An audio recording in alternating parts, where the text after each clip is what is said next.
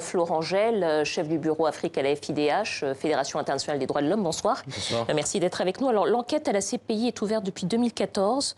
Rambo est connu, c'est une personnalité politique. Comment est-ce que vous expliquez qu'il ait fallu 4 ans pour le transférer à la CPI? D'abord, ce transfèrement intervient très clairement avec l'opportunité de son arrestation du 29 octobre. Et deuxièmement, les enquêtes sont longues et compliquées, en particulier devant la Cour pénale internationale. Et il ne vous a pas échappé que c'est la première arrestation sur ce qu'on appelle l'enquête numéro 2. La première ayant lieu sur les crimes de 2002 et 2003.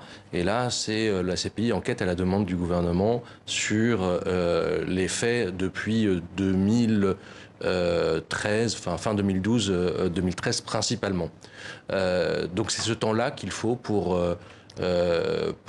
avancer, et notamment cette arrestation qui permet aussi de l'extrader.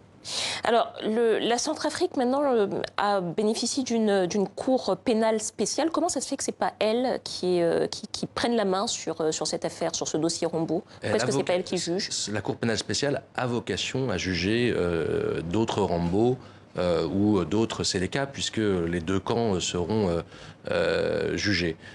Pour autant, la Cour a commencé ses enquêtes il y a quelques semaines. Elle n'est manifestement pas prête pour juger un cas qui, comme votre correspondante l'a rappelé dans le reportage, est un cas sensible. C'est-à-dire que les anti-Balaka pouvaient se mobiliser pour le faire libérer, qu'il soit en prison ou au cours de ce transfert.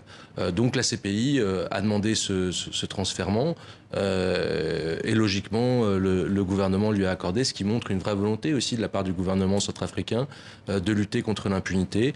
Les assises, les cours d'assises qui se tiennent régulièrement, les sessions criminelles, la Cour pénale spéciale et l'activation de la CPI. On a les 3 étages de la fusée de la lutte contre l'impunité par la Centrafrique. Normalement, il me semble que la CPI est compétente seulement quand il n'y a pas de juridiction sur le terrain pour juger de ce type de guerre. Qu'est-ce qui la rend compétente dans ce cas-là, alors même qu'il y a une cour spéciale, une cour pénale spéciale? 2 éléments. La Cour, effectivement, intervient en dernier recours lorsque l'État n'a pas la volonté ou la capacité de le faire. Manifestement, la Centrafrique a dit, vu les conditions spécifiques, on préfère qu'il soit à La Haye plutôt qu'à Bangui.